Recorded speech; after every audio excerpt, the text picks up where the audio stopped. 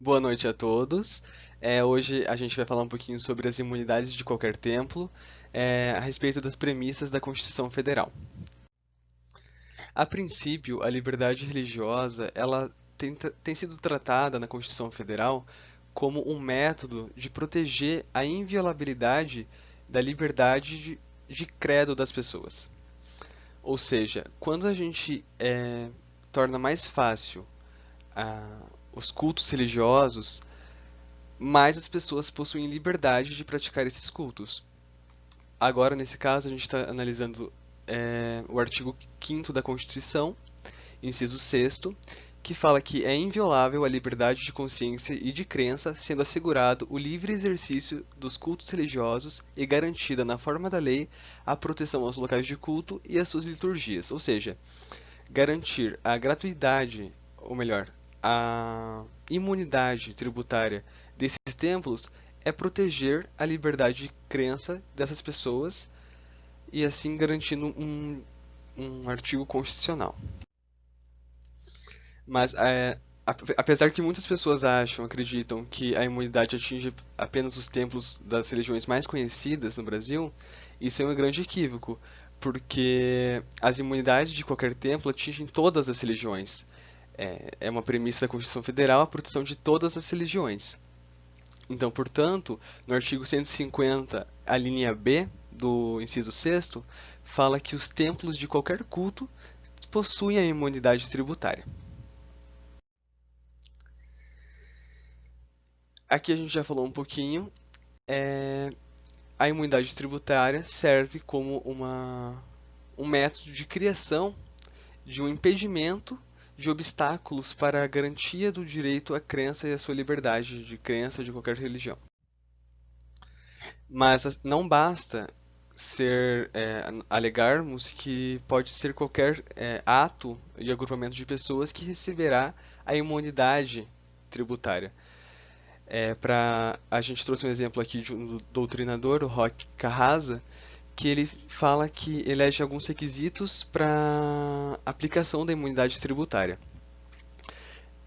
Aqui a gente pode ver a crença comum em um ser supremo e transcendente, atos de culto que devem ter um número significativo e uma organização jurídica, ou seja, a crença deve possuir um organismo e esse organismo ele deve ser um organismo vivo e regido por pessoas que essas pessoas terão a sua liberdade de crença protegida. Então, portanto, não é qualquer culto e qualquer alegação da existência de um culto que receberá imunidade tributária, sendo necessário o preenchimento de alguns requisitos. É, Ali como o Leandro Pausem fala, é necessário que é necessário a existência de fé em algo imaterial que extrapola a vida física. Ou seja, é algo realmente inerente ao ser individual, mas sim ao coletivo.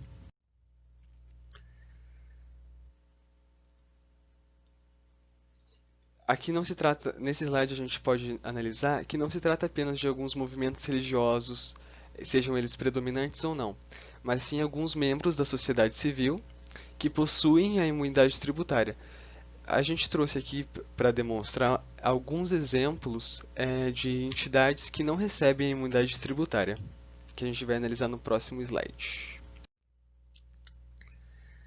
Essa é uma questão um pouco polêmica, inclusive para a gente do grupo que realizou a pesquisa, que para a gente nós acreditávamos que a liberdade de crença atingia inclusive é, qualquer tipo de crença, inclusive as satânicas, mas a gente foi surpreendido pela proibição não, pela não imunidade das seitas religiosas, tributariamente falando, e a explicação para isso foi que no momento da Assembleia Nacional Constituinte, para instituir o Estado Democrático de Direito, e toda a proteção dos direitos sociais individuais, fizeram sob a roga da proteção de Deus. Ou seja, a Constituição da República Federativa do Brasil possui em seu fundamento a proteção de Deus, o que pode ser questionado ou não, né, pelas pessoas sobre um Estado laico, Mas nesse caso, as seitas satânicas não são protegidas, é, da, ou melhor, elas estão fora da proteção da imunidade tributária da Constituição Federal por estar contrária aos fundamentos da Constituição Federativa do Brasil, e fora da ótica que se entende sobre uma proteção divina de Deus. Merece, talvez, uma rechaça de pessoas que não concordem com isso, mas deve ser objeto de um estudo muito a fundo, né, sobre os princípios de um Estado laico, os limites, né? Mas enfim, vamos seguir aqui para o próximo slide. Uma outra entidade que não recebe a roga da imunidade tributária é a maçonaria. Nós analisamos o recurso extraordinário número 562.351 e a maçonaria, ela mesma introduz em sua ideia principal a ausência de uma entidade religiosa dentro da sua própria entidade. Ou seja, aqui a gente trouxe uma definição certinha que é uma organização fechada voltada para a busca da felicidade geral e paz universal. A própria organização afirma que a maçonaria não é uma religião. Dessa forma, não é detentora de imunidade tributária. Se anteriormente, lá nos primeiros slides, nós vimos que a Constituição protege a liberdade de crença e a religião, não pode obter a imunidade tributária uma entidade que se diz não religiosa, porque isso estaria contrário aos próprios ordenamentos da Constituição. Portanto, a maçonaria, ela, apesar de ser uma entidade orgânica, ligada por diversos seguidores, em prol de algo que talvez a maioria das religiões sigam, uma religião não é, então, portanto, não recebe a imunidade tributária, tendo que arcar com todos os custos dos impostos no Brasil. Aqui a gente vai até os limites de onde a imunidade tributária vai. Quando a gente fala de liberdade de crença, a gente não pode só impedir a cobrança de impostos dos templos propriamente ditos, ou seja, há uma extensão da imunidade tributária para além do templo, ou seja, quando a gente realiza a análise do que é necessário para a liberdade religiosa, é necessário uma análise superior ao espaço físico de determinada religião. Por exemplo, se o estacionamento que se utiliza for propriedade da igreja, o estacionamento também receberá imunidade tributária, porque é necessário para o exercício daquela religião.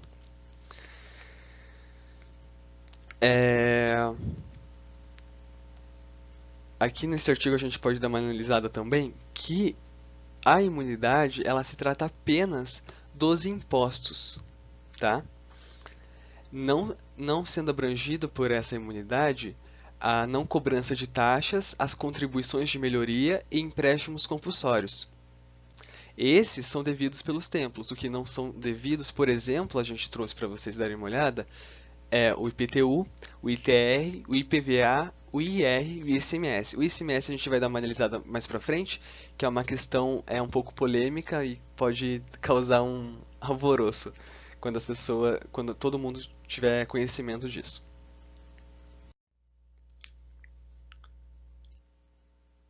Aqui a gente pode dar continuidade aos espaços corpóreos além dos templos. Por exemplo, a gente trouxe um exemplo de igrejas católicas que em seu terreno possuem cemitérios. Nesse caso, os cemitérios fazem parte das igrejas.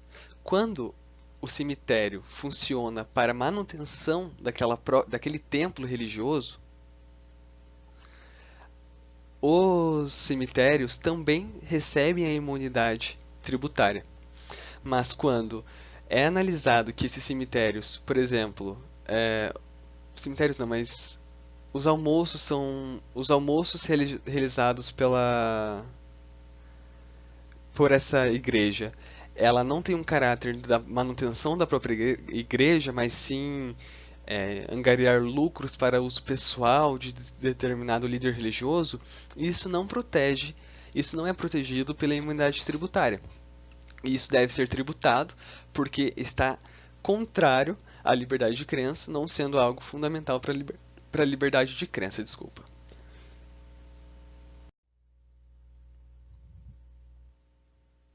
Aqui é um caso bem específico é, sobre o que eu falei agora há pouco, sobre a não incidência de ICMS nas vendas praticadas por entidades religiosas.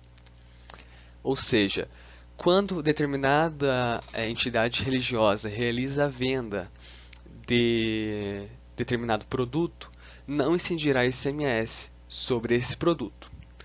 O que pode, apesar do STF já ter entendido que não incida, pode haver uma concorrência desleal quando se trata da venda desses produtos.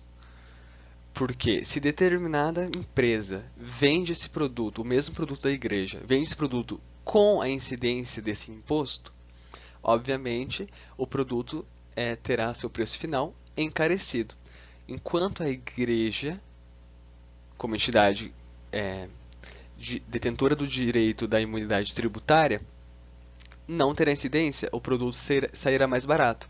Então, isso pode ocasionar uma ofensa à concorrência e pode impedir, por exemplo, a livre iniciativa de determinadas empresas, porque não será tão vantajoso essa empresa comercializar certo produto quando terá a incidência de um imposto das quais as igrejas ou outros templos religiosos não terão. Então, aqui mais um pouquinho sobre o que eu falei.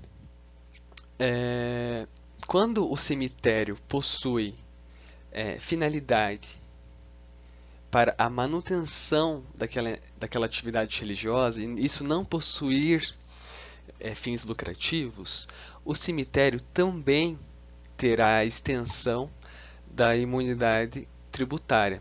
Nesse caso, o cemitério será exonerado do pagamento do IPTU. Já os outros impostos serão devidos integralmente. Mas aqueles cemitérios que têm um caráter comercial, esses cemitérios não terão direito à imunidade por não estarem coligados com um funcionamento do exercício daquela atividade religiosa.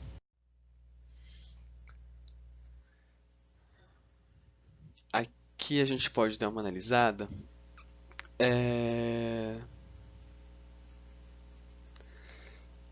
Que quando um templo possui uma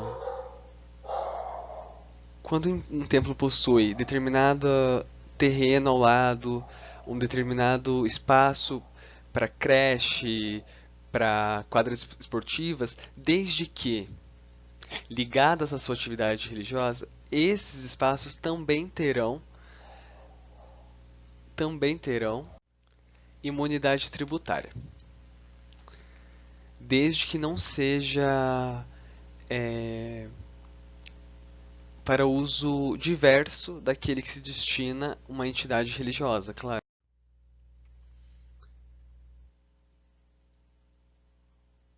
Aqui a gente trouxe um slide para elucidar uma decisão do STJ, que é: para o município cobrar o ITBI de imóvel de entidade religiosa, é preciso que ele prove que esse bem está desvinculado da destinação institucional, uma vez que há a presunção relativa de que o imóvel está vinculado às atividades religiosas, que foi o que eu acabei de dizer para vocês. Aqui um último exemplo é quem tem a imunidade tributária? As entidades religiosas. O fato gerador do IPTU de um imóvel locado é possuir o imóvel. Portanto, o responsável pelo pagamento desse imposto não é inquilino, é o proprietário. Portanto, quando uma igreja aluga determinada propriedade para o uso a fim de sua própria atividade religiosa, não é o inquilino que é o contribuinte do IPTU e o ITR, mas sim o proprietário daquele terreno urbano ou rural que serve como pousada, digamos assim, para o desenvolvimento daquela atividade religiosa. Então, isso se estende para tudo. Quando a, é, a igreja, por exemplo, põe um carro no nome de uma pessoa e alega a destinação daquele bem para, para uso da igreja, deve ser analisado se realmente aquele bem é para o uso da igreja. Caso contrário, deverá haver tributos sobre aquele bem. E isso se estende para todos os outros bens, todos os outros serviços, que deve ser observado o, a finalidade, a usualidade, quem usa, e isso foi a imunidade tributária dos templos religiosos. Eu agradeço a atenção de todos, muito obrigado e se cuidem.